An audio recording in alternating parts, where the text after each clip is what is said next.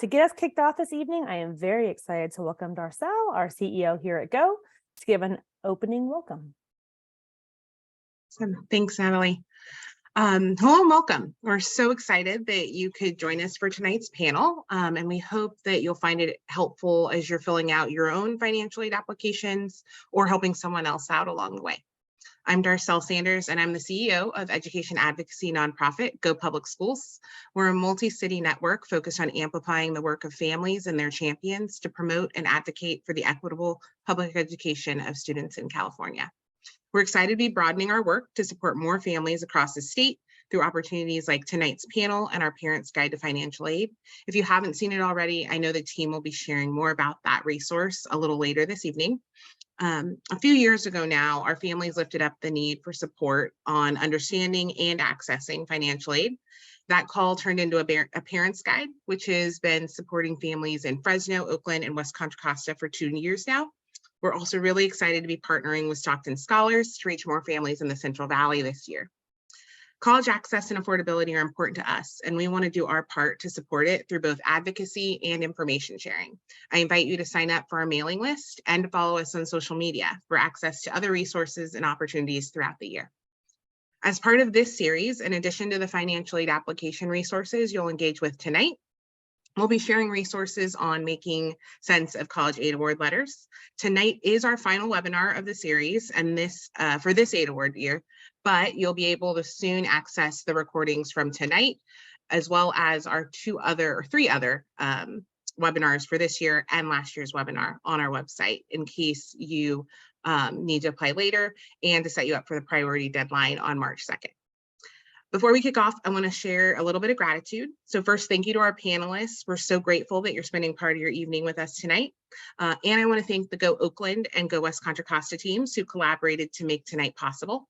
A special thank you also goes out to Sarah Sandu, who is the author of A Parents' Guide to Financial Aid. And we'd also like to thank Letty, who is providing interpretation for us tonight. As a reminder, if you haven't done so already, please select your language preference, Spanish or English now, so that you don't miss out on anything shared. I'm excited that you've joined us this evening, and I hope that you'll find tonight's webinar a helpful stop on your financial aid journey. Thank you so much. So, as we get kicked off here, we're going to walk through introductions of our amazing panelists. You guys know the drill. Give us your 30-second, 1-minute version of self. What brings you to this room today? And Miguel, I'm going to have you kick us off. Tell us a little bit about you. Thank you, Natalie. Good evening, everybody. Hope you all had a great Valentine's Day yesterday. In the spirit of good love, spreading the love of financial aid today. My name is Miguel. I'm the Director of Programs and Partnerships here at the Richmond Promise, a scholarship program based in the East Bay. I've been working around financial aid advocacy for about 4 or 5 years now.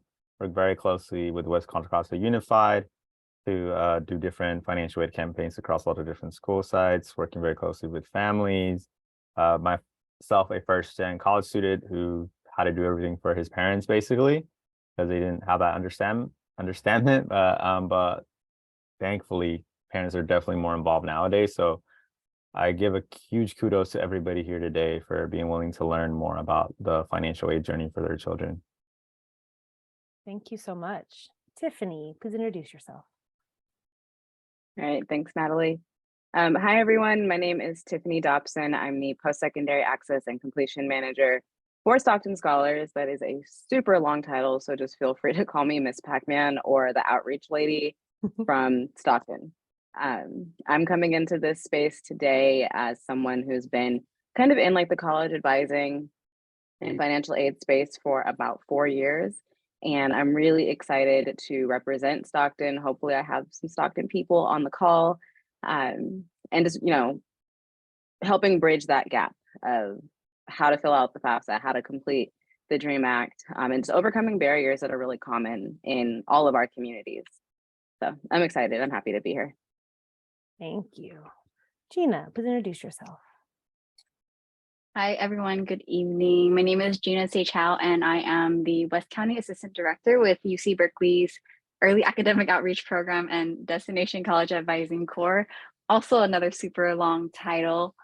But I am here tonight really because of my own experience as a first generation college going student, just having to navigate that with very little support from my family because they weren't as familiar with the process. So just really, again, like Tiffany, want to help bridge that gap and bring access and hopefully bring financial aid information to all of you all out here. Yeah, I'll pass it back to you, Natalie. Thank you. And Darcel's going to hang out with us kind of in and out during the evening. Darcel, do you want to tell us anything about your story and what brings you here today?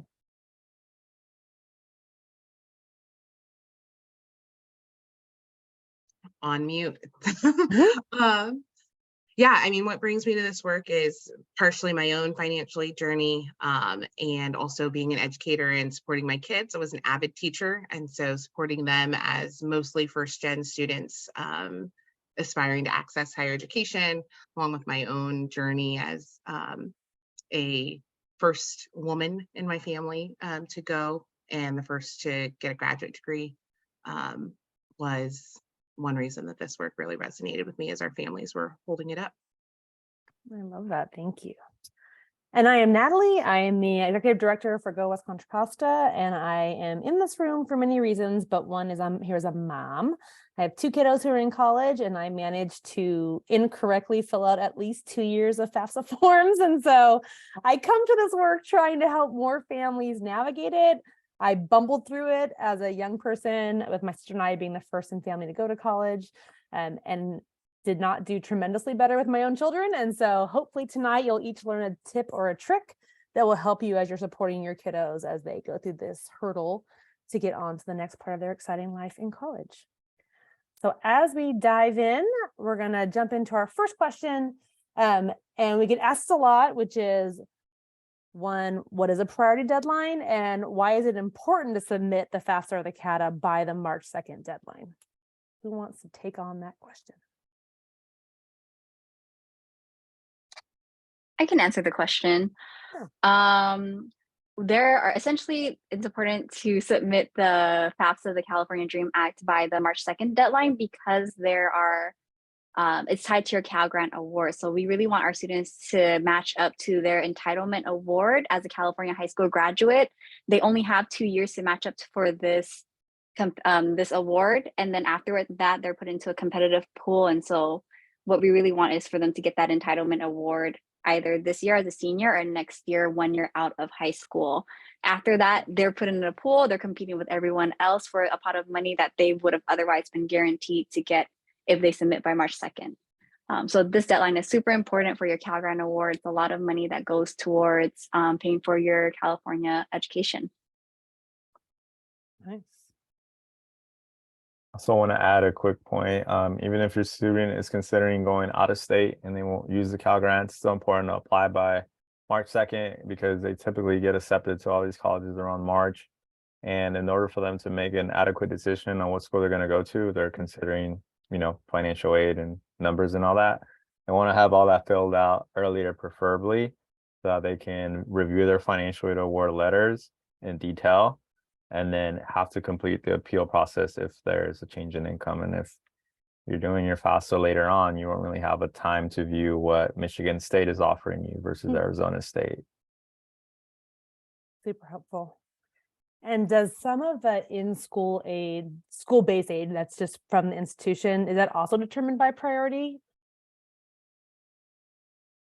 That I don't believe so. Okay. That's more based on the student's income, but keep in mind that there is like the FSEOG grant, for example, which is in addition to the Pell Grant. If you go through the marvelous guide that Sarah created, you can learn a little bit more in detail on the differences between the Pell Grant and FSEOG grant, but that one's more on a first come, first served basis. Okay. So that one you want to be ensuring that you're completing your FAFSA earlier in the process as opposed to later. Nice. When we think about the common places that families get stuck, so when you're working with young people or with their parents, what are the common places where you find mistakes are made or where kiddos get stuck along the way?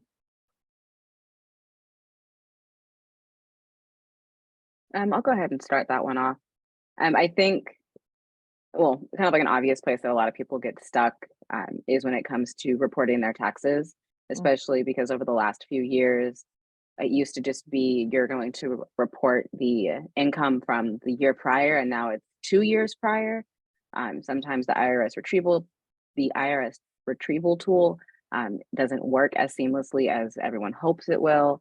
And then also just where to report certain income, like disability, for example. Some students will, or some families will feel like they need to report the disability when in fact they don't need to report the disability because that's tax-free. You know, and just all those like other benefits.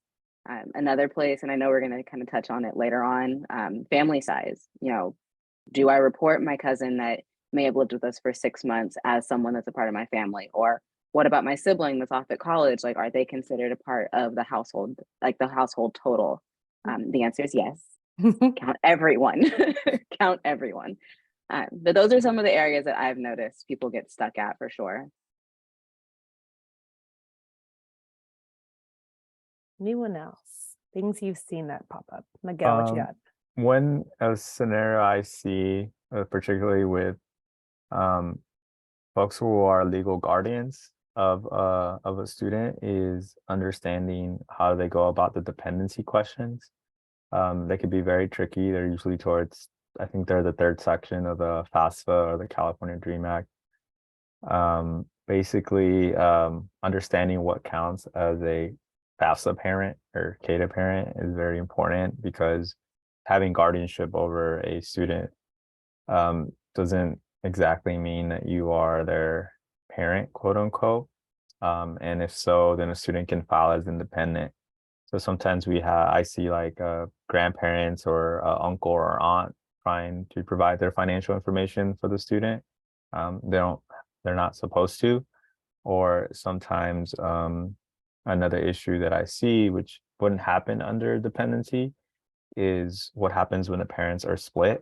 Like if they're separated, it's like, whoa, how do I report the income, right? Like, is it both, or is it the one I live with, right? And so a lot of those questions usually get asked halfway through the process, because that's usually when you get to the parent financial part. It's important to like understand. And again, I'm going to reference the guide a lot, because everything we essentially talk about here today is in print in both English and Spanish in that guide that's created. And it carefully outlines like what scenarios may occur and how to go about filling out a FAFSA if parents are separated, or if a student lives with their grandparent or another legal guardian. Love that. Any errors you see that pop up that haven't been covered? I think very similarly, something I see often, or I hear a question often, is like, whose tax information do I report? This parent claims me, but I live with this other parent, or like an older sibling claims me on their taxes, but I'm supported by my parents, right? And it really doesn't matter who claims you on your tax forms. It's who is determined as your parent according to FAFSA, to California Dream Act. And we'll go over that question, I know, in a bit, so we can answer that later. You'll be happy to know that one of my errors was then I thought that tax claiming determined the head held count, the household head count, because my husband and I were divorced or are divorced. And so it was very confusing to me, like which ones count, because he claimed one and I claimed two. And so got it wrong the first time, have learned since then. But it is confusing when you look at it. It is not intuitive trying to figure it out. A question we get around errors are the questions about like, what is your current checking and savings account balance? For those questions, what's your recommendation? Like if my check comes in, but then the end of the month goes right back out, how should I be thinking about answering those questions? Like, do I pull up my balance today and put the amount? I think one of the things that's important to understand with FAFSA or California Dream Act is the ability to always go back and make modifications. When it comes to the gross income, that is very important to be accurate, super accurate in detail, because more than likely the student's college will want a PDF version of those tax transcripts in the summer. For the income, cash, and savings, it could be a general estimate of what more or less that amount tends to be, because right, money's going to come and go a lot in a checkings account. And the savings, maybe not so much depending on the situation. But a general estimate of what is located on those accounts. Also very important to folks to understand that the biggest, so there's this thing we might talk about later called the EFC, estimated family contribution. That's a very important number. Pretty much in short summary is what the FAFSA application picks up that a family can support their child with on that for that upcoming year in terms of amount of money. So it could be like $5,000, $10,000, $100,000. The biggest factor in EFC is always the gross income. Even sometimes families may be a little scared, like, oh, I have like, I don't know, 100,000 in savings or something like that. It's like, it will increase your EFC, but this percentage of increase in that area will definitely not be anywhere as much as per se having an income of 75 versus 100K. That plays a way bigger role in terms of the EFC number. Okay. So we try to tell families to, try to be as accurate as possible when it comes to reporting checkings and savings or investments in order, if the school asks for receipts later, that all the information is adequate. But don't be afraid that it might impact the EFC as much, because the biggest factor will always be the actual gross income that impacts that number. What are the reasons why a school would ask you for the backup documentation? Is that just standard, or is that for a specific reason or trigger that gets asked for?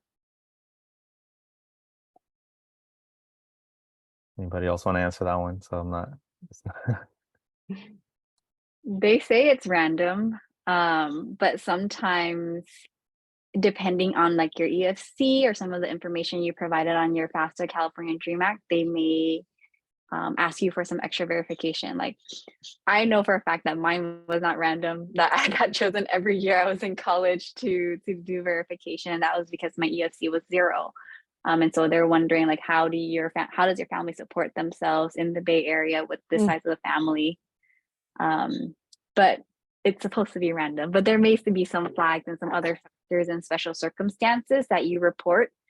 Like independent students, right? They will more than likely ask for follow-up documentation for some of those things. Yeah, it also, if a student indicates that their parents will file taxes or not going to file, they're definitely going to ask for documentation in the summer. When it comes to verification, also keep in mind that if students are contemplating going to private schools, they will have to fill out a separate form. And in that form, what's it called again, Gina? The form for kiddos who go to USC? CSS profile. CSS profile. So that is actually more in depth. They'll ask for more accurate, checking, savings, and everything on there. And there's community colleges right now. If folks are not aware, right? We have the California Promise Grant, which Governor Newsom has expanded now to cover 2 years of free tuition for students. But more often than not, community colleges always are asking for financial documents over the summer, specifically the 1040 forms, if the student is not using the data retrieval tool. So this is where it becomes very important for families to at least attempt to use a data retrieval tool, because it's supposed to streamline information that's 100% accurate, and would then therefore eliminate the need to go through verification. Okay.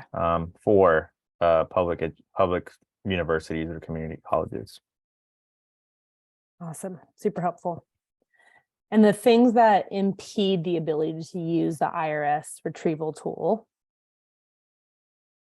I know in the past when I've had an address change, that made it problematic because it didn't match my records.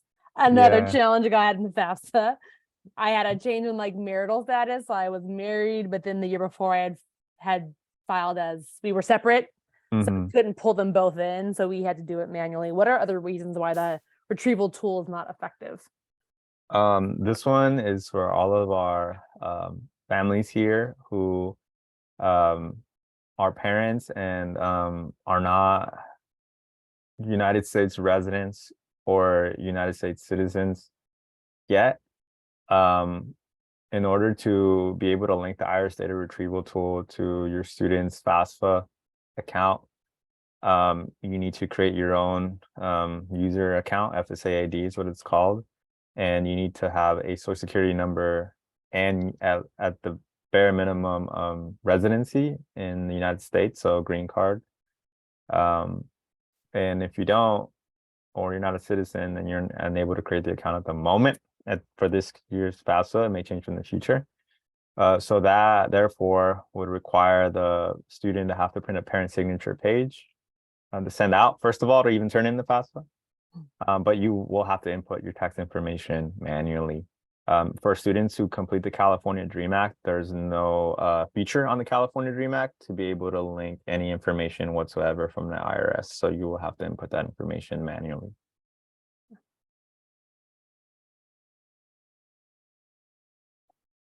When I'm getting ready with my kiddo to sit down and get it done, which is going to happen in my household soon, what should I have with me? What sets me up for success to be able to do it in one setting and just get done?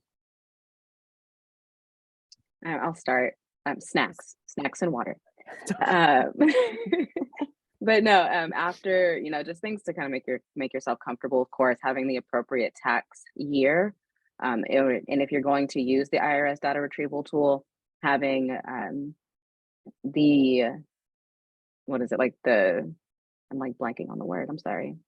Having like the information that they're asking for in order to use the tool. So how you filed your taxes, or they like head of the household, separated, married, single, so on and so forth. Social security information, and what is it? Total income, I believe. Yes. Yeah, like gross income, W-2 forms, if they have an employer, you want to make sure you have those. So having those documents, and then any student information, like the same student information, especially if the student has a job and filed taxes of their own, having the student's information, having marriage dates, divorce dates if that's necessary, birth dates, general like demographic information like addresses, email addresses, and then a notebook to write down all of like the usernames, because the student has to have an FSA ID, parent has to have an FSA ID, the student has to have like the login information for their FAFSA, and that information is easily forgettable and easily lost. And you definitely don't want to get locked out of the FAFSA, because that is a whole other headache that you don't want to deal with later on in the process. I think sometimes students forget that they can add 10 colleges on their FAFSA or California Dream Act form. And that's really important, because sometimes my students will sit there for hours trying to figure out which colleges they want to add to the list. So that's something that's really important for us to think about too, is like, what schools did my students apply to? Which ones are they highly considering? Make sure one of those top 3 schools that you add on is a California school, so that you can be easily matched to your Cal Grant Award or be processed for Cal Grant Award. So definitely having those schools as well. And know that you can add more than 10. You just have to submit the application, wait for it to process, and then go back in and delete and add more. And I think just like bank statements, alien registration number, social security number, as everyone else has said. Gina, I want to repeat what you just said, which is make sure one of your top 3 schools is a California school so that you get locked in for your Cal Grant. It was important. I read that one of the top errors is only listing one school. Why is that an error when you're doing your application?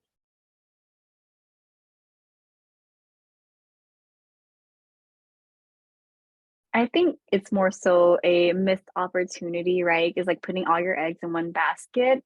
Students, by the time they submit, they may not have heard back from their schools yet. And so like Miguel was mentioning earlier, we want to get those financial aid award letters generated, but without adding those additional schools that you applied for, they don't get your financial information. And so they can't generate a financial aid award letter for you. And so you want to make sure you get that soon before the May 1st intent to register deadline.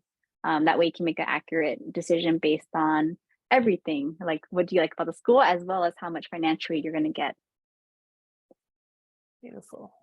And to kind of piggyback on that, because like Gina had already mentioned, like you can go in and edit the schools, you can add schools, take schools off.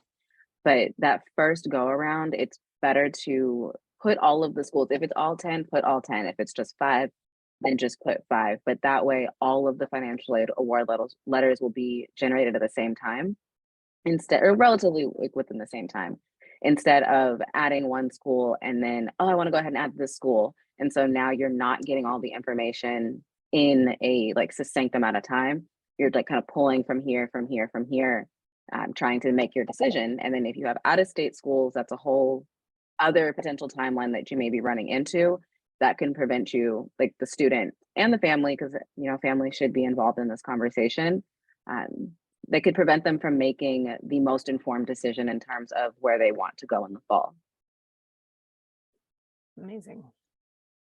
Tiffany, I'm going to have you start us off on the next question, because I know it's one you're passionate about, which is who is in the family when we think about family demographics. I'm going to pop up a visual from the financial aid guide that is sponsored by Stockton Scholars and the Richmond Promise and Go. We do it together.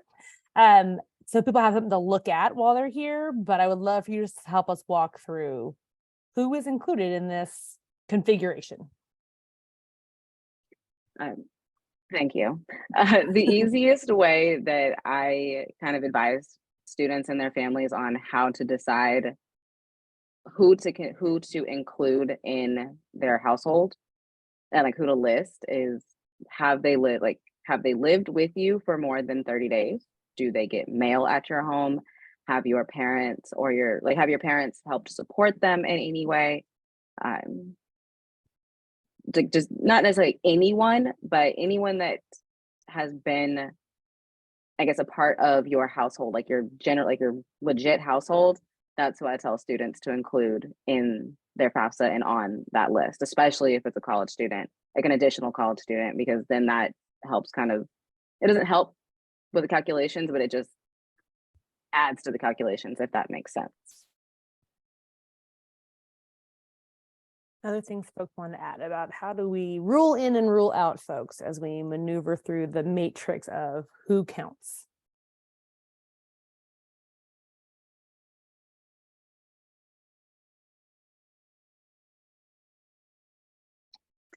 I also think about like family members who might be getting a lot of like financial support from the parents, right? If about like 50% or more of the other person's living costs is being covered by their parents or their guardians, then that's something that I also tell students to consider too. Beautiful. If a sibling is in graduate school, do they still count as a member of the household? Asking for a friend, am I that? I mean me. I think that depends on kind of what Gina was alluding to. If the parent is being listed, the individual is being listed as a parent, providing more than 50% of the expenses for that particular person. Okay. They can include them, because this could go as like, what Gina was basically saying was like, if you have a grandma or grandpa living at home, but your parents are the ones who take care of them for the most part, they can be part of the family size. The same would be if your older sibling is a grad student and not working, and your mom or your dad is providing for their living, then that at that sense would count. If you're applying, I think this is something important. If you're applying as your own individual, a lot of the times I get asked, well, my son or daughter's already a second year at UC Berkeley. Why can't they just be counted as an individual? Yeah, no, that doesn't happen until you reach the age of 26, if I'm correct. Then at that point, if you're applying to grad programs or pretty mixed or undergrad at that point, whatever it is that you're applying for, you don't have to provide parent information, but until you hit that age or you become a parent yourself. Super helpful. I just wanted to reiterate for folks that this is an interesting flow chart and a chance people to kind of plug in their family. Again, if I'd had this when I did my first round, it would have been easier to identify, especially if you are a divorced family and people are in the process of would have a partner but not remarried yet. That person's status changes as the additional adult in the household. So it's interesting in some of the ebb and flow of who counts ultimately in the overall head count of a household.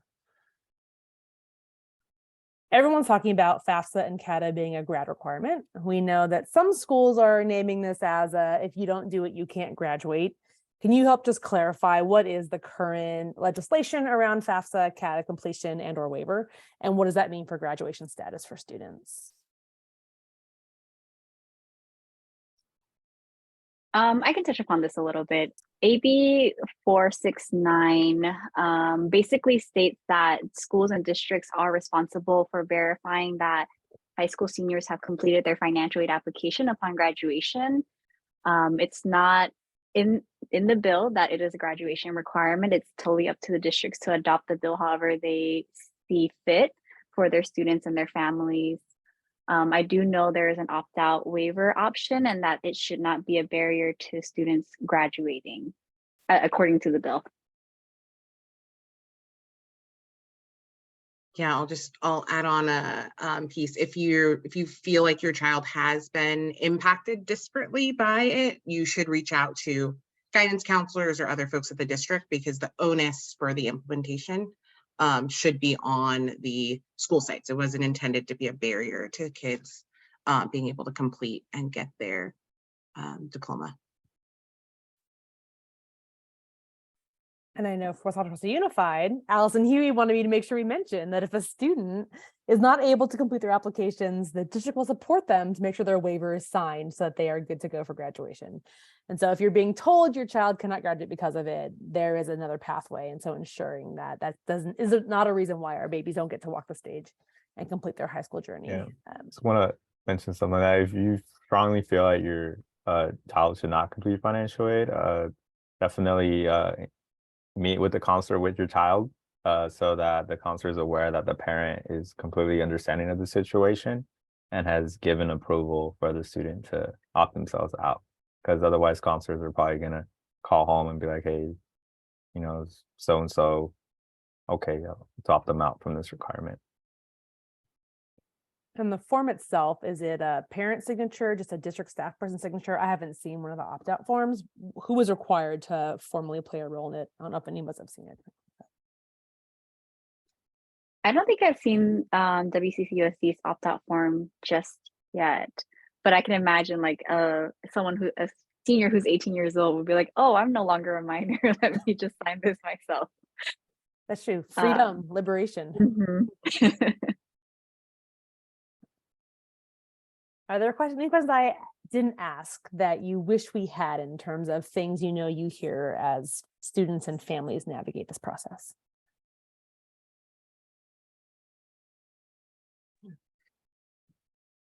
Take it away, Tiffany. I was like, are you gonna go? Okay. One thing that we've come across a lot down here in Stockton, or over here in Stockton, whichever direction you want to call it, is, well, I'm gonna go to Delta College, which is our local community college. So I'm gonna go to community college. Do I really need to fill out the FAFSA because it's free? Like, do I really need to do this? And the answer is yes. I can't remember for Peralta if they have like the same kind of like tiers. Okay. So it's, yes, the tuition is free, but I know at least at Delta, they have different tiers where you can get your tuition free, your books free, your parking free. Like you can get additional things for free for while you're attending Delta, but they can't make that determination without your FAFSA or your DREAM Act. So even if community college is in your journey, you do still need to complete a financial aid application so that you can make the most informed decision, based off of finances. I love that. Thank you. Yeah, and to add to that, you need to complete a financial aid application in general, just to receive any form of aid, including scholarships. If you don't complete one, there's no EFC number for you. You have to just have an EFC number to even apply for scholarships at your school. Even if you go to like a, Harvard or a USC or Stanford that has large endowment. At the community college level, if you qualify automatically for free tuition based on your income, that's awesome. But if your income is high, just by completing a FAFSA or California DREAM Act, you can opt into individual schools tiered programming, tiered financial aid levels like Tiffany was alluding to, for example, in 4CD community colleges, so Contra Costa Community College, Diablo Valley Community College, and Los Medanos Community College, they have the first time, full time for free program, where as long as you completed FAFSA or CADAA, are enrolled full time right after high school, you can get your tuition waived semester by semester as long as you're maintaining a 2.0 GPA. But if there's no FAFSA or CADAA on record, you can't take advantage of that opportunity. That's amazing. And then I know we did a session a couple weeks ago looking at parents that fall into the donut hole. I make just too much, but not enough. And for those families, it really matters to complete it because there are middle-class scholarships and school-based aid that can actually be significant if you're on the books. It's also how you access work study and some other cool stuff on school campuses. So we know we have some families who hesitate because they think I'm not eligible for a full Cal grant or for even Pell grants. But in fact, there's a lot of dollars out there that I think get overlooked sometimes for those families that sit in the center in terms of eligibility. We have a question in the chat for us about, is there a reason why my kids shouldn't fill this out? Does it hurt them in any way? We're still unsure about their college plans. So is there a downside to completing your FAFSA? No, Nope. no, not at all. Like even if your child decides that at the end of it, you know, I want to take a gap year or I want to join AmeriCorps, Peace Corps, or just go straight into the workforce, really all you're out is like 45 minutes. Because then if your child decides, actually, I do want to go to college, well, you've already taken care of the financial aid application, which is going to help, again, help them make the most informed decision on where they should spend, you know, the next 2 to 4 years in their educational journey. And I just want to stress again that entitlement award for Cal Grant, you can only match to it this year as a senior and then 1 year out after that. If the student applies, say 3 years out of high school, they will no longer be given that entitlement award and they'll be in the competitive pool to compete. So I don't think it hurts at all to apply. It just sits there, information is protected, it won't be shared with any other entities. And like Tiffany said, you're only out maybe like 45 minutes when you're done. Darcel, I see you're off mute. What you got for us? Oh, going back to the prior question, really important to check your email. So that may not be a regular practice depending on how you normally spend your time, but a lot of the communication is going to come over email. So knowing your passwords, like was said earlier, to the actual platform, but also checking your regular email as well as your school portals, because for your institutional aid and other aid that may come from campuses, you'll have different logins for all those things. So like get a book, write down all of your logins, and then make sure you're checking regularly so that you don't miss any reply deadlines as well. We'll release a resource on how to think about your aid award letters a little later to help you there, but you don't want to miss anything once you've completed and gotten the information back. And Darcel, that information goes to the student email, correct? Yes. Yeah. Depending on how organized your child is, that can be a unique challenge all by itself. So making sure that they plug in and that they actually talk to you about it, not just click and take things along the way, especially like with their award offer, that they don't just click boxes and not talk with you first, because yeah, that can be a real impediment in some families. I've heard allegedly that can be a challenge with their children. We had a question that was answered, and thank you, Andrea, for answering it initially, but the idea about the likelihood of getting a competitive Cal grant if you apply late, do you have a sense of like what pool remains after the priority deadline? What is the likelihood of families still having access to those grants? Any data on that question?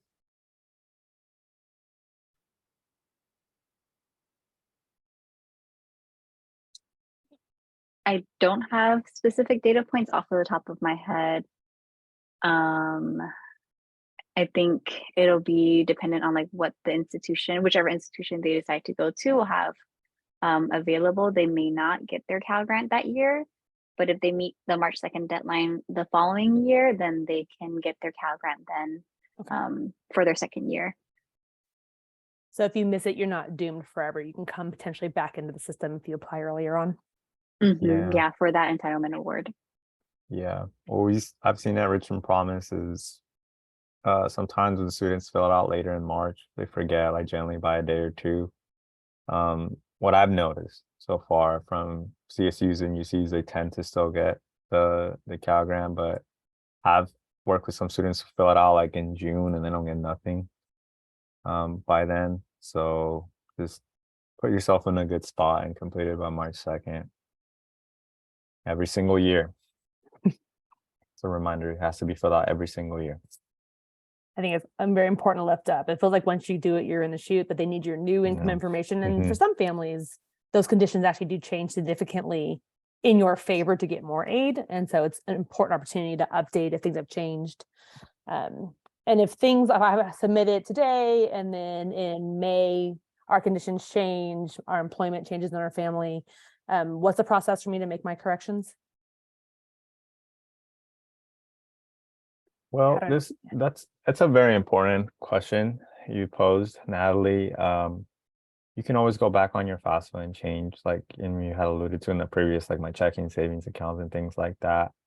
But typically the reported income on your W-2 forms or your on your 1040 tax form, that's a solid number, right? So for 2021, both mom and dad made $120,000 together. But in 2022, one of them lost their jobs or something like that, right? And the income had changed a lot. Unfortunately, you can't use your 2022 tax information, even if you've completed your taxes like right now, that is tax season. You can't use it until the following school year. What you can do is you can always appeal to your individual college that you attend as a student to modify your financial aid package based on extenuating circumstances. So loss of employment is definitely one, or illness, or one passed away. You would have to talk to your financial aid office directly. Where it gets a little bit more complicated is for high school students right now, because some students may be applying, 9, 10, 12 schools. And a lot of the time students ask me like, hey, like, how do I do this? Like my income is a lot different now, looks different. I feel like I can get more financial aid. I was like, you can appeal, but it's you're gonna have to contact every single school, prioritize the ones that are at the top of your list to start completing appeals, and then that's subject to the school. Really, the school makes a decision on whether or not they want to modify a financial aid package. They're not obligated to. Okay. So that's very important to understand.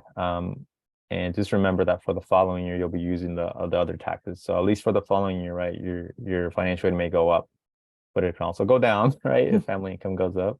Yeah. Some folks do adjust for inflation, right? So they take that into consideration, but it could change basically year to year.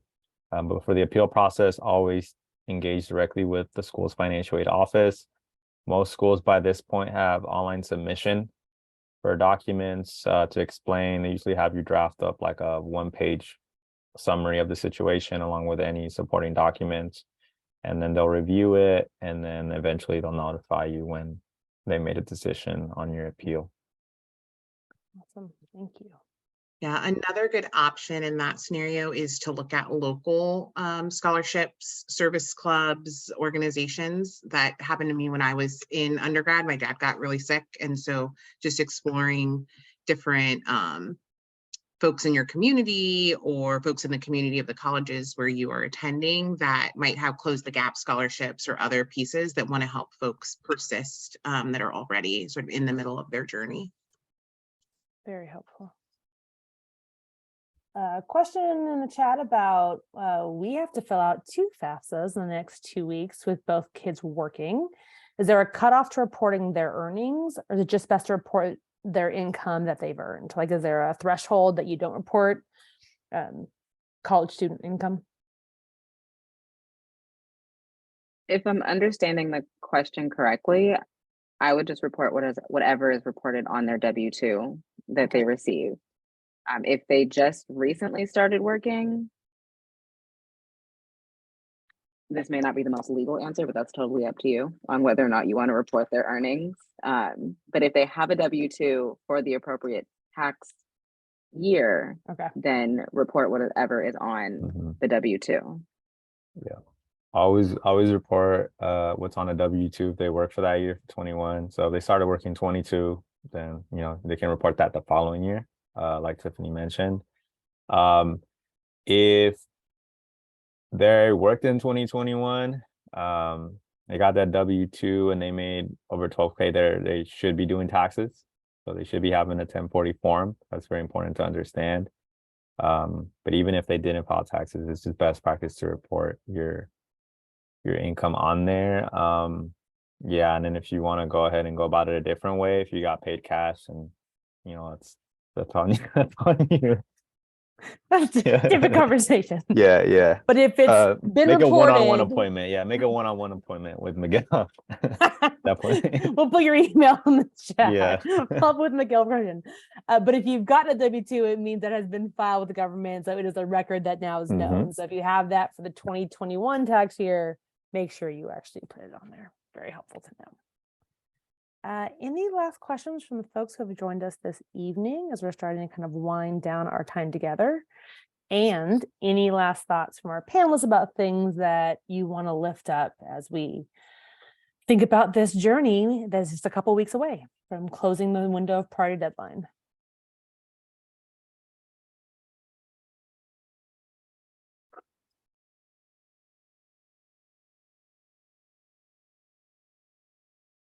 Well, we're kind of gathering our last thoughts. When I did a quick look about kind of other errors that kind of fall in line as we navigate the process, the first one is just not doing it at all, which we heard tonight is the big theme. Just get it done. Even if you're not convinced yet what your path's going to be next year, better to have more options than less. For the FAFSA, making sure you're going to the correct website, which is listed there. Ensuring you have your ID to be able to get in and do the work you need to do to log in. People often think that has to be the current year taxes. That is not true. It is the 2021 taxes that should be long gone if you filed them. And so it's not, you don't wait for your new ones. You're good with the previous year's ones. Deadline, not reading the directions or definitions very carefully. They do try and help you out along the way. So I think part of the 45-minute window it takes is just the time to read it as you go to each step to make sure you're filling things out. Inputting incorrect information, not reporting the parent information properly, listing only one college, and where you can, sticking with the IRS data retrieval tool, and then finally not signing it. Miguel, can you repeat one more time around the signature page that you talked about and the importance of that signature page? Because not everyone can submit electronically the signature. Yeah. So there's the FSA ID is the account you basically create. A student must create one to start. A parent will have to as well. But if a parent is not a permanent legal resident or a United States citizen, they or has been granted asylum, basically they have granted asylum, they should by that point have a green card. They cannot create an account because they have to have a social security number associated with one of those two legal statuses. Then the option they have to complete the application, they can submit it with the agreement that they will send a printed signature page, which you can do at the last part of the FAFSA after you get to that point. And then you sign it, send it out to the mail. As long as the student submits on the website by March 2nd, they're good. Because the letter's going to take like 3 weeks to get to Kentucky where the address is listed.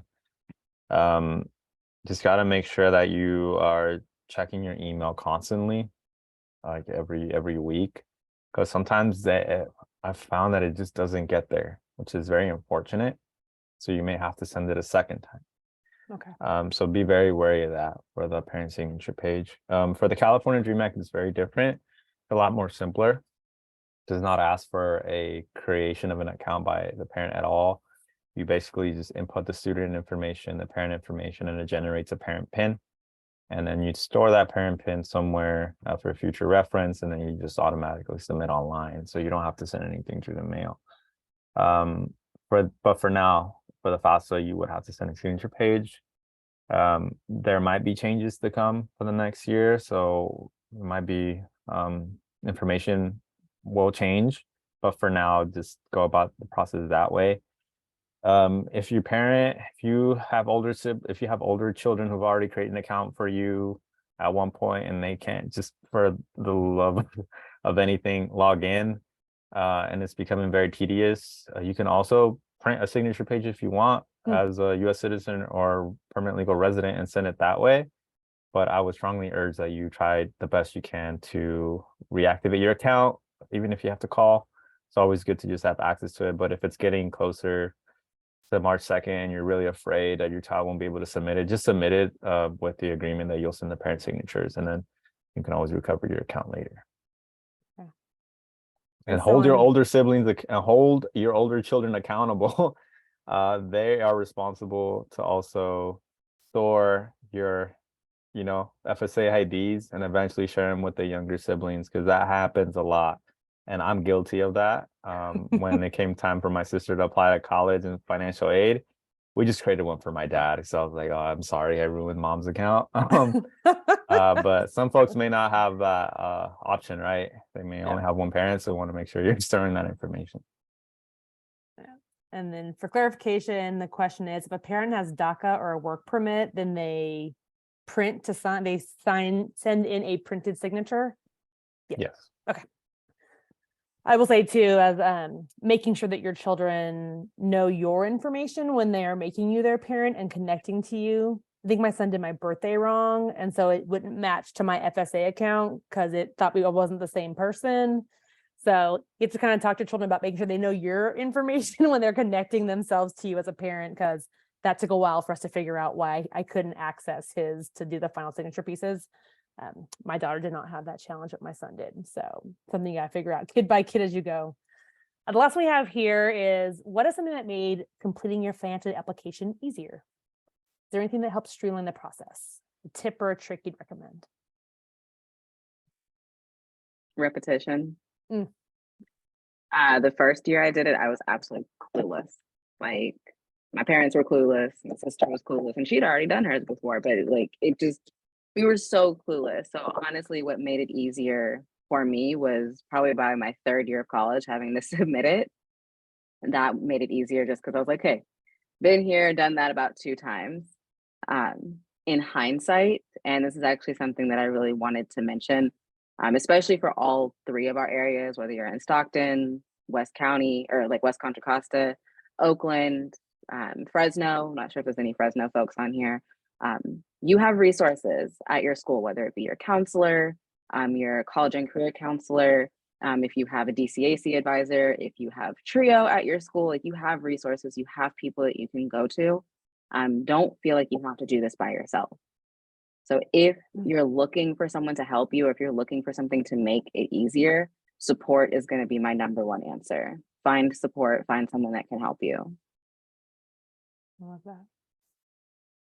Yeah, and I'd say know your kid. For me, my parents just gave me the things and I did it. That approach would not have worked with my brother. So it's okay to differentiate. I think I have nieces and nephews where it's similar. Like, some people are just like, mom, dad, give me the thing and I will just fill it out. And some folks need more time, whether that's a Cash for College event, sitting with a college counselor, doing it in groups together. But don't feel like you have to hold all the things, and be willing to reach out, like Tiffany said. Have electronic versions of your documents is very important. More than likely, just because the IRS data retrieval tool is kind of useless sometimes. The school is going to end up asking for the documents over the summer, and a lot of the time, especially for our parents here, who I know my parents, just get the folder and that they go get the taxes done, and then my sister's like, how do I scan this? I was like, well, just get a PDF version from your tax person, save that. You don't have to submit it later, upload it to all your schools anyway. So as parents, just try to always have those documents readily available for your children, so they don't have to bring the whole paper thing over to school, or like the socials. Try to have your kids memorize their socials. By the time they're seniors, they should know that number, because bringing all that stuff to school can be very risky sometimes. Helpful. Gina, any final thoughts you have about a tip or a trick? creating your FSA ID early. Sometimes for the parents, because you have more credit history and more more credit history behind you and more tax files, things to go through. It takes a while for your FSA ID to process. And so that can be a barrier to connecting to the IRS data retrieval tool, sometimes to the signature page. Yeah, typically that's where we get stuck with most of our students is the FSA ID because they don't know their social security number. Gotcha. Oh, let me add one to the Please. FSA ID, which I've noticed this year. If you are trying to create an FSA ID and you've gone over 15 minutes, error code pops up. So when you're creating an FSA ID, students are very slow the first time. They try the second time and they don't know and they give up. They're like, I don't want to do this. So just let them know when you're creating FSA ID, try to be kind of quick with it. Don't think too much about the challenge questions. By this point, you get text to log in. So it's more important to just verify your phone and your email, but don't take longer than 15, 20 minutes to create it. Otherwise, you're gonna have to go again and again and again and again. I've learned that this year. I learned that. I used to think I was like, oh, let them borrow my computer, incognito mode. Turns out it was none of that. It's just they take too long to create it, and then the server just bloops. I think on a similar note, sorry. No. On a similar note, don't leave your application idle for longer than 4 weeks because at some point FAFSA does clear out history. And so if you created your account and you started on the application, but you haven't touched it for like, I think 6 weeks, right? They clear everything out and you have to start all over again. Good to know. Once you start, just get it done. Get her done. Yes. And I know when I did mine that even if you use the IRS data retrieval tool, there are still a few boxes you have to manually input from your W-2. And so you need to have that with you. Even if you can pull the rest down, there's a few random boxes that you have to find and pull over. And so you will need it even if you're able to access the conveniences of that tool. All right, as we wrap up this evening, we are going to remind folks of a couple things out there in the world to help out. The guide that Miguel has referenced, we're going to pop in the chat the links to it. Please check out the Spanish and English version. It takes you step by step through the process. So if you're stuck somewhere, there's a really good chance there is an answer to the question. All of the hard ones, the unusual ones are sitting in there. And so please take time to review that. We also have that we're going to be sharing with everyone again soon, a parent's guide to college conversations. This is really looking at now that you've applied and you've completed your FAFSA and you're making your college choice, what are things to think about together to help make that process a little bit easier? It includes tips on how to save dollars for college, to extend your budget and have it go as far as you can, conversation starters with your child to navigate the shared choice. Like Tiffany said, this is a family decision, not just a young person decision. So some help for how to set up that conversation for success. So that the links can also go into the chat for that. We have oopsie, I'm annoying myself here. We have a survey that's also going to go in the chat that gives us feedback on how the session went and your experience of financial aid. Take a moment to complete that for us. That would be amazing. And our last bit of business tonight is our raffle winner. And the raffle winner this evening is Amy Rodriguez. Congratulations to Amy. Thank you for joining this evening. Thank you so much to our panelists. Thank you for being here. Thank you to the staff who supported today. We are all so close to the end of the financial aid season. I know you all will sleep well when we reach the deadline and take a brief break before the next set of helping seniors then get enrolled in college and making their choices. We're just glad to be a partner on this journey along the way. And again, if you have someone who wasn't able to make it tonight, we'll be sharing their recordings out before March 2nd, so folks can do a quick watch and get the last minute help they need. Thank you guys all so much and have an amazing evening. Thank you.